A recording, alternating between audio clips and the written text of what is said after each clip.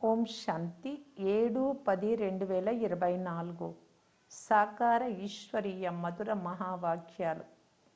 మధురమైన పిల్లలారా, మిమ్ములను కుంభీపాక నరకము నుండి వెలికి తీసేందుకు తండ్రి వచ్చారు. అందుకే పిల్లలైన మీరు తండ్రిని ఆహ్వానించారు.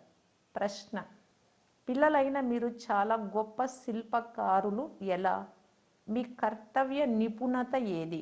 జవాబు: పిల్లలైన మనము ఎంతో గొప్ప శిల్ప నైపుణ్యాన్ని చూపిస్తున్నాం. దీని వలన పూర్తి ప్రపంచమే క్రొత్తదిగా తయారవుతుంది. దీని కొరకు మనము ఇటుకలు, సున్నము, పారలు మొదలైనవి ఉపయోగించము, కానీ స్మృతి యాత్ర ద్వారా నూతన ప్రపంచాన్ని తయారు చేస్తాం. నూతన ప్రపంచాన్ని నిర్మిస్తున్నాం. మళ్ళీ మనమే స్వర్గానికి అధికారులుగా అవుతాము అనే సంతోషం ఉంది. ఓం శాంతి. మధురాతి మధురమైన ఆత్మిక పిల్లలకు ఆత్మిక తండ్రి అర్థం చేస్తున్నారు. మీరు మీ గ్రామాల నుండి బయలుదేరినప్పుడు మేము శివబాబా పాఠశాలకు వెళ్తున్నాము అని మీ బుద్ధిలో ఉంటుంది. అంతేకాని ఏ సాధు సత్పురుషుల దర్శనం కొరకు లేక శాస్త్రాలు మొదలైన వినేందుకు వెళ్తున్నాము అని భావించరు. శివబాబా వద్దకు వెళ్తున్నామని మీకు తెలుసు. శివుడు పైన ఉంటారు అని ప్రపంచంలోని మనుషులు భావిస్తారు. స్మృతి చేయనప్పుడు వారు కనులు తెరుచుకొని కూర్చోరు. వారు కనులు మూసుకొని ధ్యానంలో కూర్చుంటారు. వారి బుద్ధిలో వారి చూసిన శివలింగం ఉంటుంది. భలే శివుడి మందిరానికి వెళ్ళిన శివుడిని స్మృతి చేస్తున్న పైకి చూస్తారు, లేక మందిరం గుర్తుకొస్తుంది. చాలామంది కనులు మూసుకొని కూర్చుంటారు. ఒకవేళ దృష్టి ఏ నామరూపాల వైపు వెళ్తే మా సాధన తెగిపోతుందో అని భావిస్తారు. శివబాబాను స్మృతి చేస్తూ ఉండే వారము అని ఇప్పుడు పిల్లలైన మీకు తెలుసు. కొంతమంది కృష్ణుణ్ణి, కొంతమంది రాముణ్ణి స్మృతి చేస్తారు. కొంతమంది తమ గురువును స్మృతి చేస్తారు. గురువు గారి చిన్న లాకెట్ చేసుకొని కూడా ధరిస్తారు. కొందరు గీతను కూడా చిన్న లాకెట్గా చేసుకొని ధరిస్తారు. భక్తి మార్గంలో అయితే అందరూ ఇలాగే ఉన్నారు. ఇంటిలో కూర్చొని కూడా స్మృతి చేస్తారు. స్మృతిలో యాత్రలు చేసేందుకు కూడా వెళ్తారు. ఇంట్లో చిత్రాలు ఉంచుకొని పూజించవచ్చు, కానీ పూజిస్తూ ఉంటారు కూడా.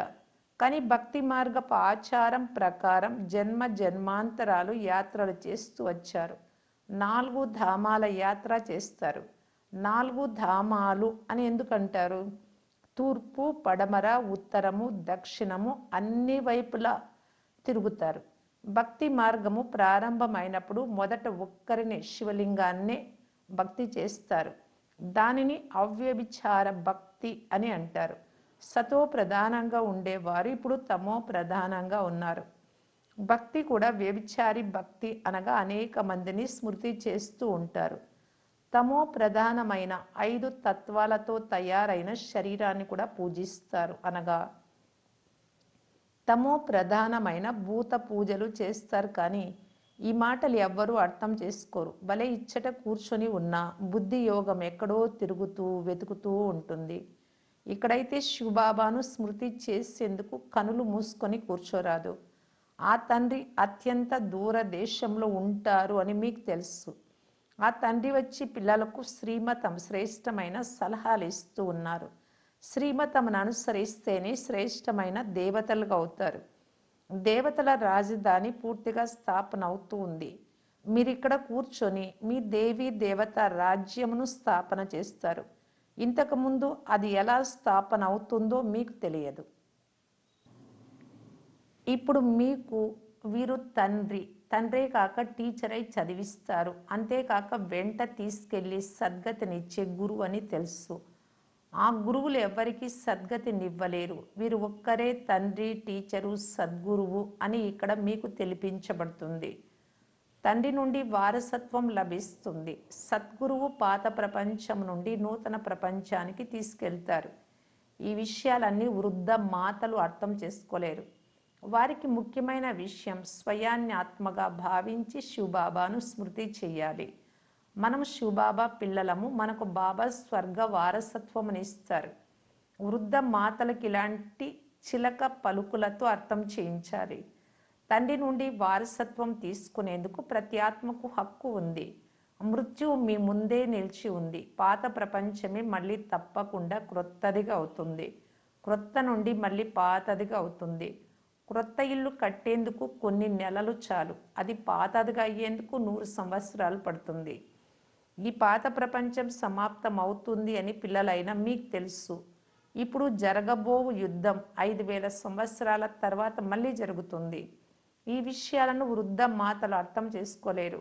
వారికి అర్థం చేయించడం బ్రాహ్మణీల కర్తవ్యం.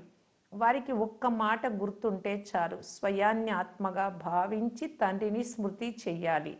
ఆత్మలైన మీరు పరంధామంలో ఉండేవారు. అక్కడ శరీరాలు ధరించి పాత్రను అభినయించరు. ఆత్మ ఇక్కడ సుఖ దుఃఖాల పాత్ర చేస్తుంది. ముఖ్యమైన విషయం బాబా చెప్తున్నారు, నన్ను స్మృతి చెయ్యండి, సుఖధామమును స్మృతి చెయ్యండి. తండ్రిని స్మృతి చేసినందున పాపాలు సమాప్తమవుతాయి. మళ్ళీ స్వర్గంలోకి వస్తారు.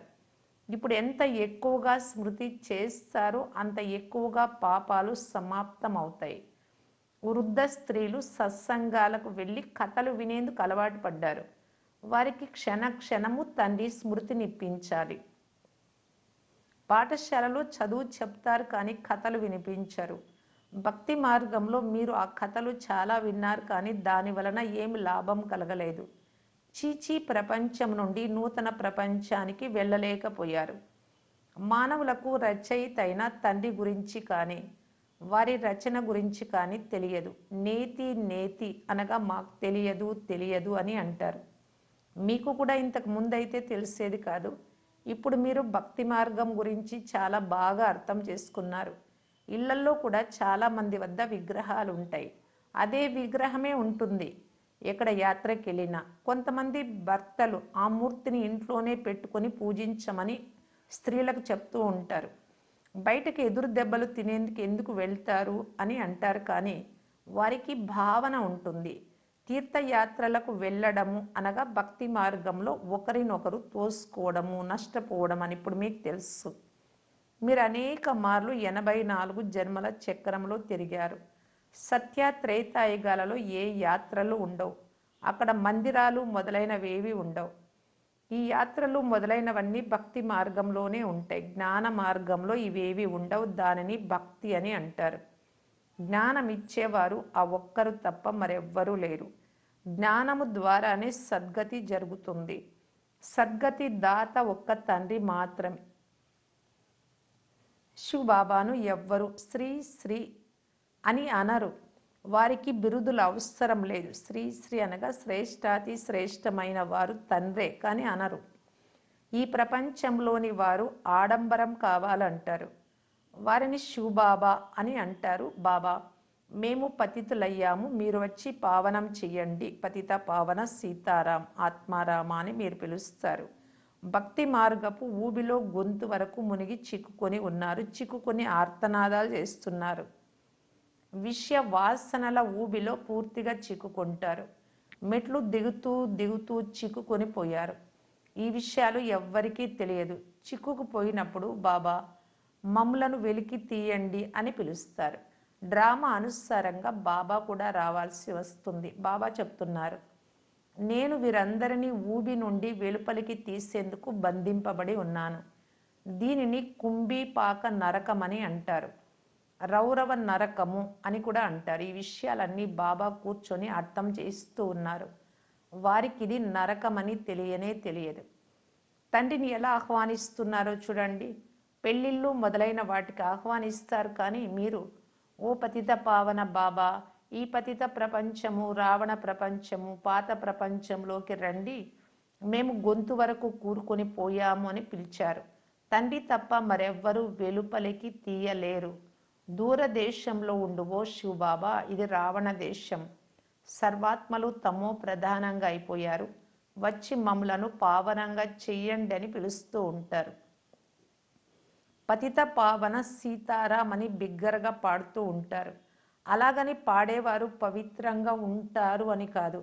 ఈ ప్రపంచమే పతితంగా ఉంది, రావణ రాజ్యంగా ఉంది. ఇందులో మీరు చిక్కుకొని పోయారు. అందుకే బాబా మీరు వచ్చి కుంభీపాక నరకం నుండి వెలికి తీయండి అని పిలిచారు.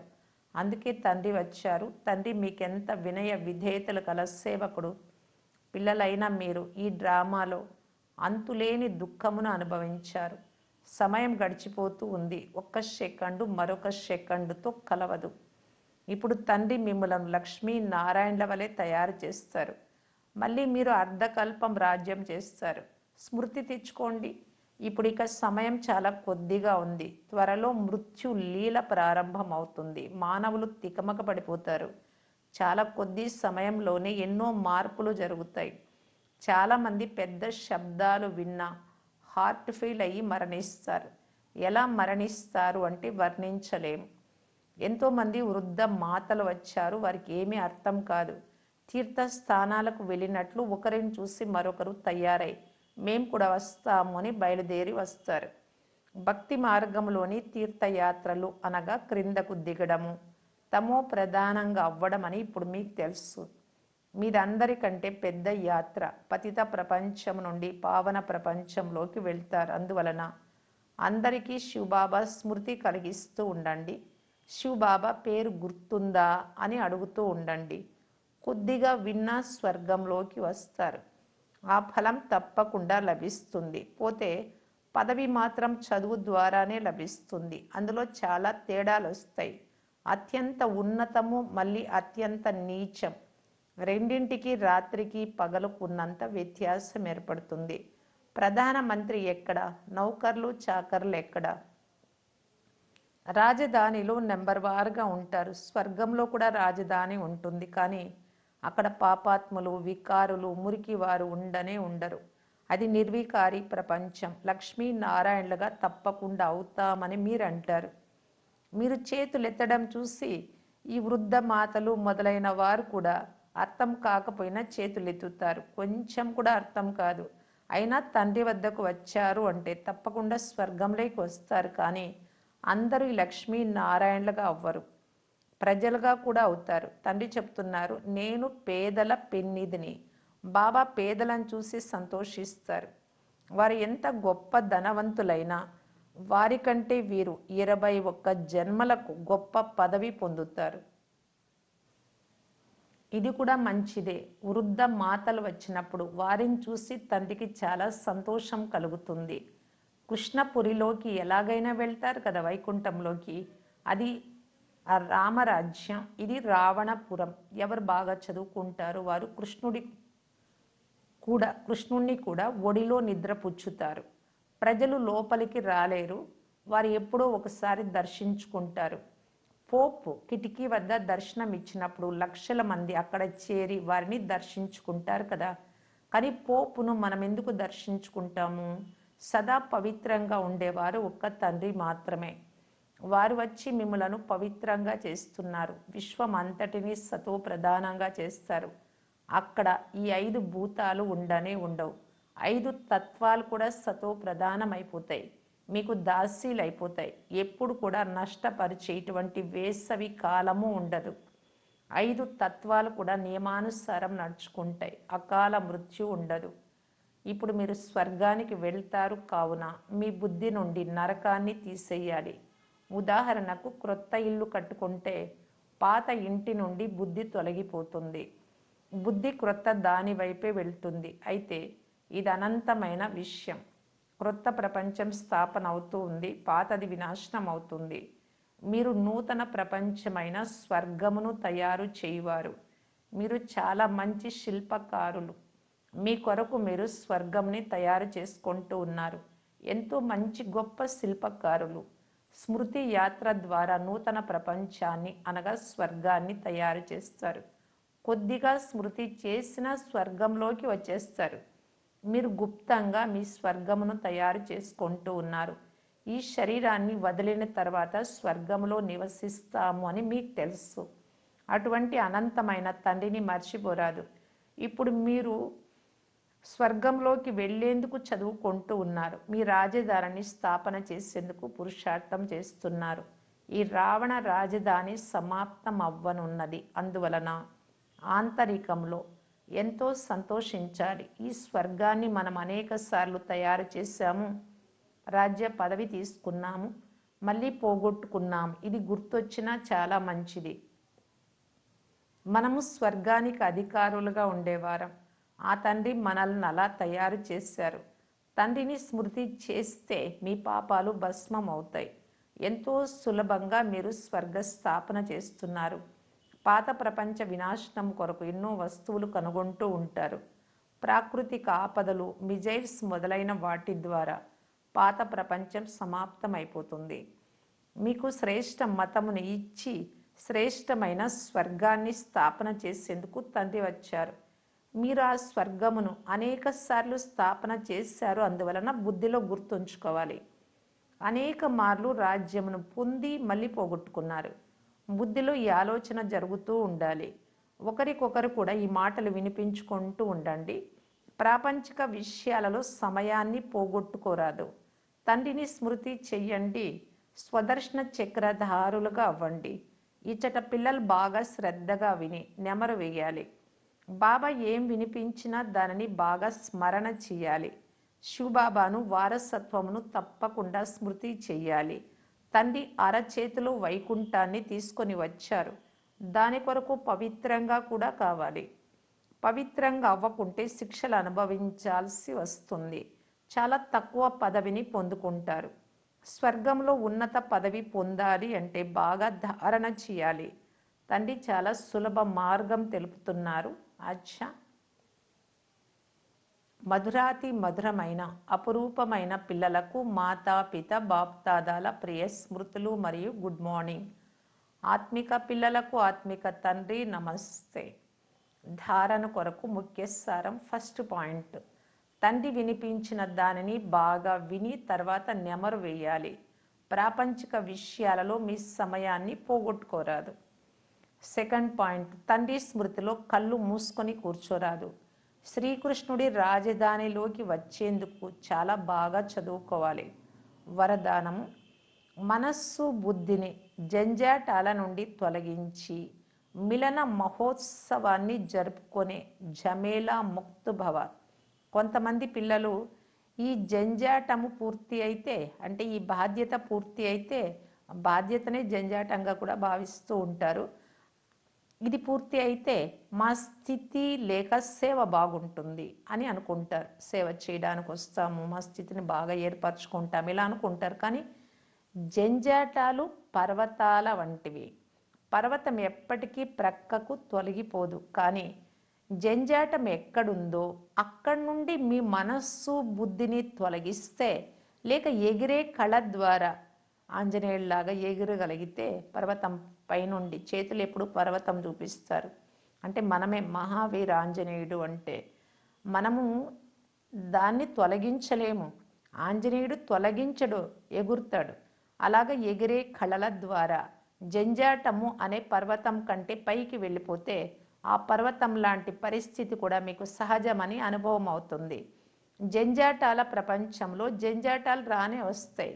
మీరు ముక్తులుగా ఉంటూ వాటి నుండి విడుదల పొంది వాటి నుండి అతీతంగా ఉంటే బాబాతో మిలన మహోత్సవం, అత్యంత మహోత్సవం అంటే చాలా ఉత్సవంలాగా బాబాను కలిసేది జరుపుకోగలరు. స్లోగన్, ఈ అనంతమైన నాటకంలో హీరో పాత్రను అభినయించే వారే హీరో పాత్రధారులు. అంటే దేవీ దేవతలు, అంటే మనం. ఓం శాంతి. అవ్యక్త ఇషారా 15వ పాయింట్, పాత సంస్కారాన్ని పరివర్తన చేసుకొని సంస్కారం మిలనం యొక్క రాస్ చేయటానికి బాప్దాదా తెలియజేస్తూ ఉన్నారు. పాత సంస్కారము వ్యర్థ సంకల్పాలు లేక చెడు సంకల్పాలు, వికల్పాలు అనగా ఈ రూపంలో ఎప్పుడైతే ఇమర్జ్ అవుతుందో, ప్రత్యక్షంగా వస్తుందో అప్పుడు గుర్తుంచుకోవచ్చు. బుద్ధిలో ఒకే శబ్దం వస్తుంది, ఎందుకు అనేది. ఇది ఎందుకయింది, అలా ఎందుకయింది, వీరెందుకు ఇలా చేశారు, ఇలాగే అనేక విధాలుగా ఎందుకు అనేది ఎప్పుడు వస్తుంది అంటే పాత సంస్కారమే లోపల ఉండేవి వ్యర్థ సంకల్పాలు లేక వికల్పాల రూపంలో ఉన్నప్పుడు, అంటే ఆ విధంగా యోచన చేసినప్పుడు. ఎందుకు అనే దాని నుండి ఒక్కసారి ఇలా ఎందుకు అని ఏ దానిని గురించి అన్నా అప్పుడు అనేకమైనటువంటి వ్యర్థ సంకల్పాలు క్యూ ప్రారంభమవుతుంది. అనేక రకాలుగా వస్తాయి. ఈ క్యూను సమాప్తం చేసిన తర్వాత అప్పుడే సంపూర్ణత అనేది రాగలదు. ఎప్పటి వరకు అయితే వ్యర్థం అనేది ఉందో సంపూర్ణులుగా కాలేరు. మీ క్యూ ఇదంతా సమాప్తి అయిపోతే నీకు వ్యర్థం అనేది అణువు కూడా లేదు నీలో అంటే అప్పుడు అనేక మంది నీ దగ్గరకు క్యూలోకి రాగలుగుతారు. ఎప్పుడైతే ఎందుకు అనే శబ్దం వెళ్ళిపోతుందో కంప్లీట్గా అప్పుడు డ్రామా యొక్క భావి పైన ఏకరసంగా స్థిరంగా ఉండగలరు. ఏ విషయానికి చంచలంలోకి రారు, అలజడిలోకి వచ్చేది ఉండదు. ఓం శాంతి.